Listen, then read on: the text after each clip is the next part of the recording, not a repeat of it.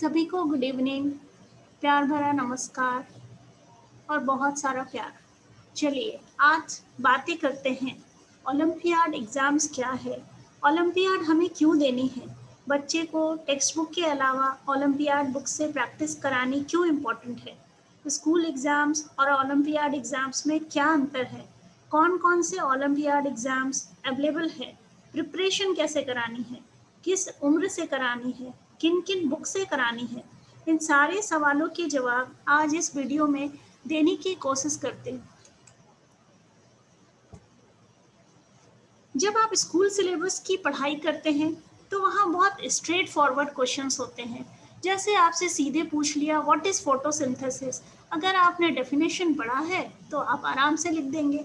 लेकिन जब भी ओलंपियाड एग्जाम्स की हम तैयारी करते हैं वहाँ पर कोई भी क्वेश्चन ऐसे स्ट्रेट फॉरवर्ड और फॉर्मूला बेस्ड और डेफिनेशन बेस्ड जनरली नहीं पूछे जाते। वहाँ पर हमें बहुत ही साउंड कॉन्सेप्ट्स रखना होगा। हमारे फंडामेंटल्स बहुत ही क्लियर होने चाहिए। हमें एक-एक चीज़ पता होना चाहिए कि फोटोसिंथेसिस कैसे होती है, क्लोरोफिल किस-किस के प्रेजेंस में होती है, क्यों होती है, क्लोरोफिल कहाँ प्रेज़ेंट होती है, कौन-कौन से प्लांट में नहीं होती है, एक एग्ज़ाम्पल से बताती हूँ। लेकिन जैसे आप स्कूल सिलेबस में क्या होता है कि जो भी पढ़ाया रटा-रटाया जैसा ट्रेंड है, पास पेपर आपने बना लिए, सैंपल पेपर बना लिए तो सारे क्वेश्चंस वैसे ही होते हैं एग्ज़ाम में, कुछ भी अनदेखा, अनसुना नहीं होता। लेकिन जब आप ओलंपियाड की बातें करते हैं, तो पास पेपर्स हमें एक ट्रेंड बताती है यहाँ पे कि क्वेश्चंस कैसे होते हैं। एक प्रैक्टिस का आधार होता है, लेकिन none of the questions are repeated. हमेशा जो भी क्वेश्चंस ओलंपियाड में आते हैं, वो न पहले देखा न कभी सुना, ऐसे अनसीन होते हैं। बच्चों को वहाँ पे ही दिमाग लगाना होता है, तो उसको आप रियल एग्ज़ाम कह सकते हैं। क्यों? क्योंकि वहाँ पे ही बच्चे अपना दिमाग लगाते हैं, कुछ एनालिसिस करते हैं, लॉजिकल इंटरप्रिटेशन करते हैं और उसी के बेसिस में क्वेश्चंस को आंसर करते हैं। यहाँ पर रीजनिंग एनालिसिस, लॉजिकल थिंकिंग और डीप रूटेड कॉन्सेप्ट्स होने चाहिए, तभी बच्चे 100% क्वेश्चन अटेम्प्ट कर 100 में आउट ऑफ 100 स्कोर कर पाते हैं। चलिए अपनी बात करूँ तो जब मैं छोटी थी तो पापा कहा करते थे कि इतनी प्रैक्टिस करो, इतने बार क्वेश्चन को करो कि वो कहा करते थे कि करत करत अभ्यास ते जड़मति होत सुजान, रसरी आवर जाते सिल पर पड़त निशान। तो उस समय इस दोहे का अर्थ नहीं समझ में आता था। आज ये समझ में आता है। जब खुद बच्चे को पढ़ानी होती है तो बच्चों को कितनी प्रैक्टिस करवानी है, इतनी प्रैक्टिस करानी है कि उनके दिमाग में वो चीज़ पूरी तरह से सेट हो जाए। और आप कोशिश करिए कि उन्हें फार्मूला ना रटाएं।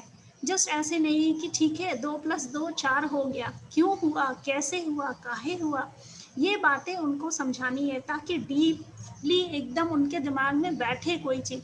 क्योंकि मैंने कहा ना कि 2+2 4 नहीं पूछे जाएंगे, वो ऑपोजिट पूछ सकते हैं कि 4-2 क्या होगा। ऐसा मतलब एक एग्जाम्पल है कि मतलब एकदम स्ट्रेट फॉरवर्ड क्वेश्चंस कभी भी नहीं होने हैं। जो भी होने हैं ओलंपियाड में वो घुमा के पूछेंगे, आपकी पूरी नॉलेज को चेक करेंगे, आपकी मेंटल एबिलिटी को चेक करेंगे, आपकी मेमोरी को चेक करेंगे, सब कुछ चेक करेंगे। ठीक है, अभी आती है पास्ट पेपर की बात। तो पास्ट पेपर से प्रैक्टिस बहुत ज़रूरी इसलिए है कि क्वेश्चन की आपको विभिन्न वैरायटीज़ पता चलती है।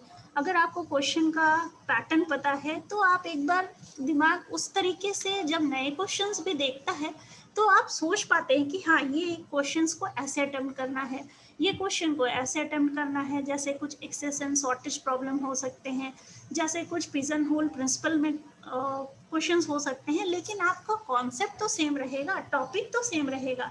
भले ही आपके क्वेश्चंस पे न्यूमेरिकल बदल जाए, क्वेश्चंस का थोड़ा सा एज में जैसे कि इसका डिफरेंस ना पूछ के सम पूछ ले, रेशियो ना पूछ के सम ऑफ रेशियो ना पूछ के डिफरेंस ऑफ रेशियो पूछ ले, या ये पूछ ले कि 5 साल के बाद क्या होगा, लेकिन कॉन्सेप्ट तो सेम ही रहनी है। अभी ये पूछ ले कि आपसे इतने पेजेस अगर इस बुक में है तो इतना डिजिट्स कितना होगा, या 1 इस पेज में अगर 234 पेजेस हैं तो 1 कितनी बार अपीयर हो रहा है। तो अगर आप बच्चे को कॉन्सेप्ट सिखा देते हैं तो फिर आपका काम हो गया। तो आपने बस यही करना है कि बच्चे को बेसिक से तैयार करना है। जैसे हम कोई मकान बनाते हैं तो उसकी नींव डालते हैं, उसी तरह से ओलंपियाड एग्ज़ाम्स एक नींव डालने के समान है।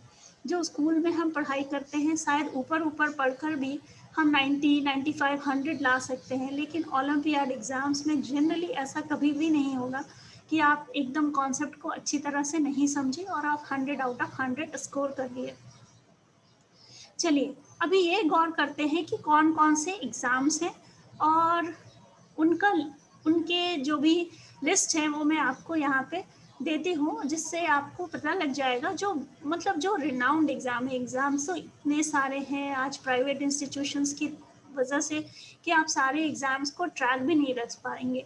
लेकिन जो इम्पोर्टेंट एग्ज़ाम है, जो बहुत ही रिनाउंड है, आप उनको फ़ॉलो करिए और उसमें से कुछ एक अपने बजट के हिसाब से सेलेक्ट करिए और अपनी टाइम लिमिट के हिसाब से सिर्फ एग्ज़ाम भरिए नहीं, उसके बेसिस पे उसके 10 साल के प्रैक्टिस पेपर बच्चे से प्रैक्टिस करवाइए, तभी आपका एग्ज़ाम में पार्टिसिपेट करना सफल है।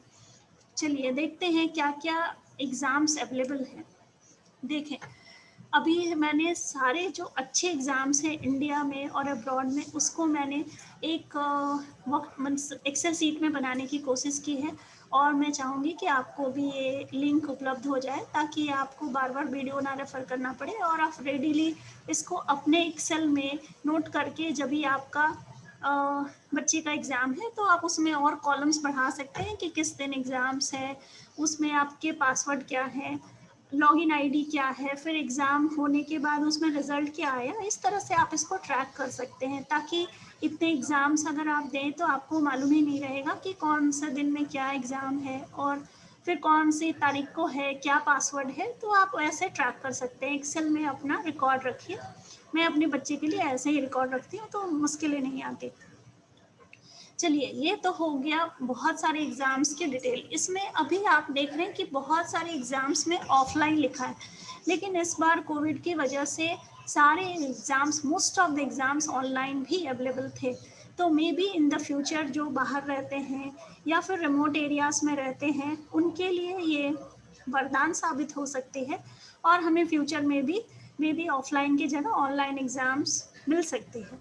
अभी है कि बहुत सारे एग्ज़ाम्स क्या हैं वो स्कूल के थ्रू ही होती है, मतलब आप इंडिविजुअली अप्लाई नहीं कर सकते हैं, लेकिन इसमें से सारे एग्ज़ाम्स करीब-करीब आप इंडिविजुअली भी अप्लाई कर सकते हैं विदाउट द स्कूल इंटरफेरेंस। अगर school is not participating, you can still apply for them individually. आप इनके साइट में जाएँ, अगर आपको समझ में नहीं आता है तो आप मुझसे पूछें या फिर साइट में जो कॉन्टैक्ट नंबर रहता है, हेल्पलाइन नंबर रहता है, उनसे बात करके समझ के बच्चे को ज़रूर ही भरवाएं। एटलीस्ट 10 एग्ज़ाम सब्जेक्ट वाइज जो भी आपका प्लस पॉइंट है तैयारी करने के बाद साल में ज़रूर दिलवाएं।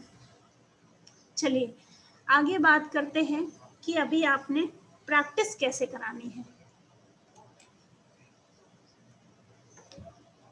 ठीक है, तो प्रैक्टिस कैसे करानी है, रिगरस प्रैक्टिस करानी है, इतनी करानी है कि वही पत्थर वाली बात की रस्सी भी उसमें रगड़न पैदा करते करते घिस दे।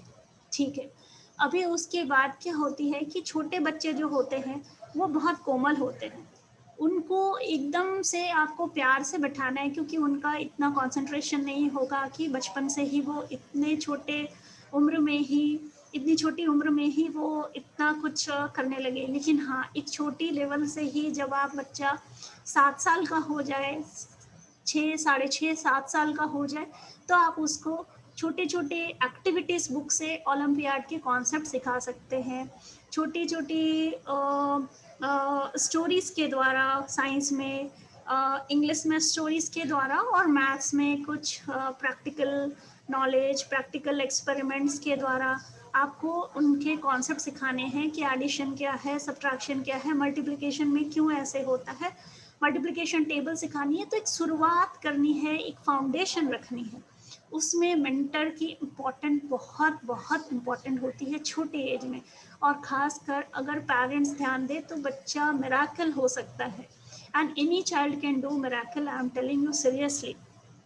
Even at a child of 7 years can solve questions of grade 5 and 6, and I have seen this, I have witnessed this with my many of the students. So I am telling this very frankly. आपको उनको बस वही support करनी है. अगर mummy papa support करें तो उससे अच्छा कोई भी मेंटर नहीं हो सकता है अर्ली एज में. लेकिन अगर मम्मी पापा दोनों बिजी हैं तो कोई एक ऐसे मेंटर को ढूंढिए जो बच्चे को पूरी अच्छी तरह से ध्यान दे. दूसरी बात, वो बच्चे का कॉन्फिडेंस लेवल बहुत हाई रखे. उनको कभी भी अगर वो क्वेश्चन नहीं बना सकता है तो बहुत प्यार से क्वेश्चन को समझाए, सिखाए, जो डाउट है उसको बताए, और कम से कम हर एक सब्जेक्ट में 50 क्वेश्चंस करवाएं, ताकि धीरे धीरे कराएं. शुरुआत में 10 करें, फिर 10 से 15, 15 से 20, ऐसे बढ़ाते बढ़ाते 50 क्वेश्चंस के आप टारगेट रखिए कि मैंने तो 50 क्वेश्चन हर एक सब्जेक्ट में करानी है. तभी मुझे बच्चे को वो दिन का आज का पढ़ाई पूरा हुआ. अगर मैथ्स आपने लिया तो मैथ्स में एक सब्जेक्ट में 2-3 बुक्स रखिए, और उसमें से हर एक बुक से 30 क्वेश्चन जनरली होते हैं. तो आप अगर 2 बुक कवर कर रहे हैं तो 60 क्वेश्चन एक चैप्टर से कवर कर लिए, तो बच्चे का एक चैप्टर में कॉन्सेप्ट बहुत ही साउंड हो जाएगा. ठीक है. उसके बाद आता है पास्ट पेपर. पास्ट पेपर से प्रैक्टिस कराना बहुत ज़रूरी है, क्योंकि उससे आपको एक ट्रेंड मालूम पड़ता है, नए नए क्वेश्चंस देखने के लिए मिलता है, और जो आपको टेक्स्ट बुक्स में नहीं होंगे. टेक्स्ट बुक्स में पढ़ने में कई बार बहुत सी चीज़ें मिस हो जाती है, लेकिन जब आप तैयारी करते हैं पास्ट पेपर्स के थ्रू तो आपको बहुत ही पता चलता है कि मेरी कहाँ शॉर्ट कमिंग्स है, मैं कहाँ कुछ नहीं समझा हूँ, या कहाँ शॉर्ट कमिंग्स है, तो आप उसको पूरा कर सकते हैं. दूसरी बात, अर्ली एजेस में मेंटर की नीड ज़्यादा प्रोनाउंस क्यों होती है कि एक बार बच्चे की फाउंडेशन स्ट्रांग हो जाए, उसको प्रैक्टिस करने की लत लग जाए. मैं लत वर्ड यूज़ कर रही हूँ, लेकिन हाँ, लत ही कहा जाए इसको. तो आप समझ लीजिए आपका काम हो गया. फिर तो आपको बोलना नहीं पड़ेगा, बच्चे बुक उठा के अपना टारगेट रोज़ ही पूरा करेंगे, और आपको भी मज़ा आएगा और बच्चे को भी मज़ा आएगा. फिर आता है डाउट सेशन. वो बहुत इम्पॉर्टेंट है. दिन प्रतिदिन में डेली बेसिस में जो भी डाउट होते हैं वो अटेंड हो जाना बहुत इम्पॉर्टेंट है. अगर पेरेंट्स फ्री हैं तो 1 घंटा वो टाइम दे, और बच्चे की जो भी डाउट सेशन है वो पूरी करा दे, और नहीं तो फिर कोई मेंटर रखें. अभी आपको वो भी डिसाइड करनी है कि मेंटर बहुत ही कहिए कॉन्फिडेंट होनी चाहिए, बहुत ही नॉलेजेबल होने चाहिए.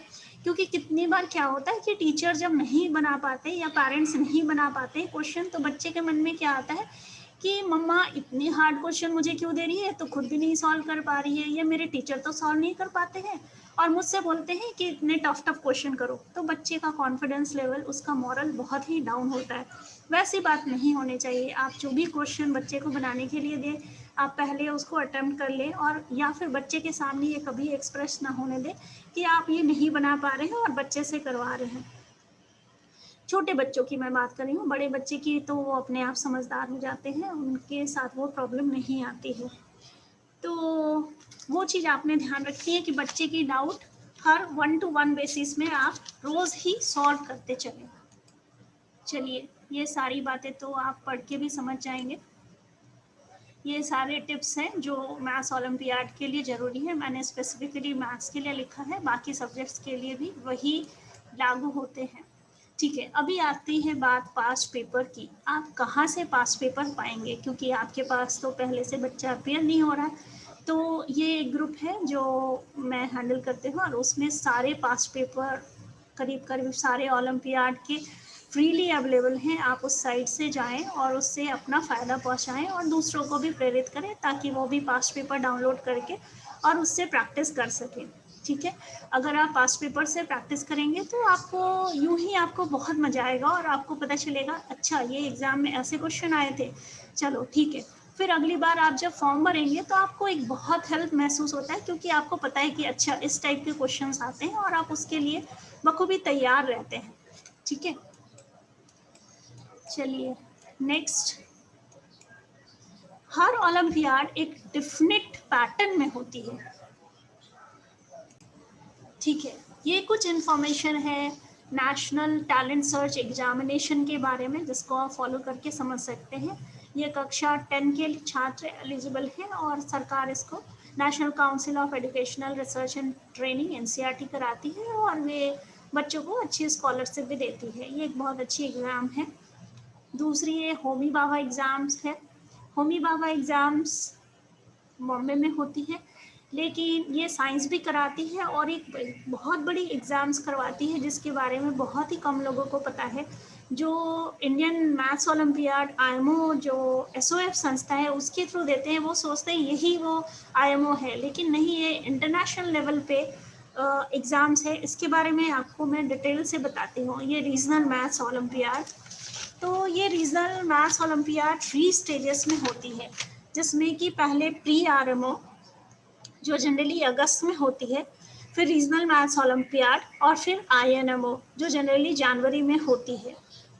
प्री आरएमओ में करीब 30 क्वेश्चंस होते हैं, आरएमओ में 6-7 क्वेश्चन होते हैं और आईएनएमओ में लगभग 5, 6 या 7 क्वेश्चंस होते हैं। जो बच्चे आईएनएमओ में सेलेक्ट होते हैं वो बच्चे को स्पेशल ट्रेनिंग कैंप मिलती है, जिसको हम the international mathematical olympiad training camp बोलते हैं। करीब 30 बच्चे इसमें सेलेक्ट होते हैं और ये एग्ज़ाम्स बहुत हाई लेवल की है। अगर आप बच्चे को इस एग्ज़ाम के लिए प्रिपेयर करना चाहते हैं तो आपको बहुत ही ग्रेड 4 और ग्रेड 5 में ही प्रिपरेशन करानी होगी। उसकी फाउंडेशन बहुत ही स्ट्रॉन्ग रहे ताकि वो बाद में इसके लिए तैयार हो सके। इसमें कौन कौन से चैप्टर्स और कॉन्सेप्ट इम्पॉर्टेंट है उसको देखा जाए अगर, तो geometry, trigonometry, similarity, area, theorem, circle, circle के अंदर साइक्लिक क्वाड्रिलेटरल, बेसिक ट्रिग्नोमेट्री के अंदर साइन और कोसाइन रूल, फिर आप अलजेब्रा में उठाएंगे तो polynomials, quadratic equation, AP, GP series, Fibonacci series, inequalities, complex number के भी कुछ पार्ट्स आ जाते हैं। उसमें फंक्शंस, रिलेशंस, फंक्शनल इक्वेशंस, फिर नंबर थ्योरी, ये सबसे ज़्यादा इम्पॉर्टेंट है कोई भी ओलंपियाड के लिए, जिसमें आप डिविजिबिलिटी रूल्स करते हैं, एचसीएफ, जीसीडी रिलेटेड कॉन्सेप्ट्स करते हैं, रेशियो प्रोपोर्शन करते हैं, फ्रैक्शन परसेंटेजेस करते हैं, मिसलेनियस थ्योरम्स करते हैं, एक डायोफेंटाइन इक्वेशन होता है जिसमें कि सारे इंटीग्रल सॉल्यूशन होते हैं वो करते हैं, मैथमेटिकल इंडक्शन करते हैं, बाइनोमियल थ्योरम करते हैं। और फिर दूसरी टॉपिक आ जाती है जहाँ पे counting, combination, permutation and combination, arrangement, partitioning, pigeon hole और बॉक्स प्रिंसिपल की बात होती है। तो ये बहुत इम्पॉर्टेंट एग्ज़ाम है। अगर आप इस एग्ज़ाम को टारगेट करते हैं तो अगर आप ग्लोबल ओलंपियाड्स में बैठते हैं तो उसमें आप देखिएगा लोअर लेवल पे ही पिजन होल प्रिंसिपल पे एग्ज़ाम्स, पिजन होल प्रिंसिपल में बेस्ड क्वेश्चन है, एपीजीपी सीरीज में बेस्ड क्वेश्चन है, डिविजिबिलिटी रूल्स में है, रिमाइंडर थ्योरम में है, ये सब बहुत ही अर्ली एजेस में इंट्रोड्यूस्ड होती है।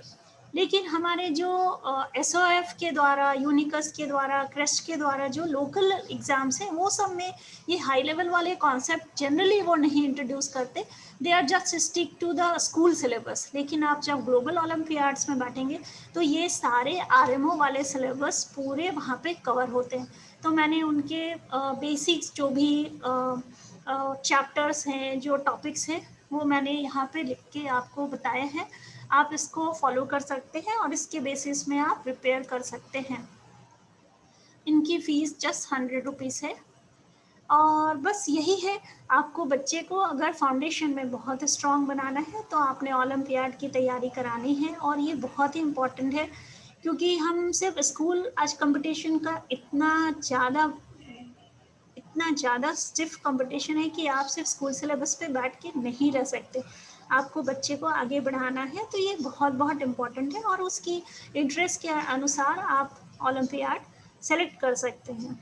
चलिए, कुछ भी डाउट्स हो तो आप फ्रीली मुझसे पूछें और मैं लिंक में एग्ज़ाम्स के सारे लिंक शेयर करती हूँ। मेरे जो फेसबुक ग्रुप है वैदिक मैथ्स ओमान एंड गल्फ, उसमें सारे पास्ट पेपर्स मटेरियल सारे ग्लोबल और इंडियन के मिल जाएंगे। आप बच्चे को तैयारी कराइए, दैट इज़ वेरी इंपॉर्टेंट।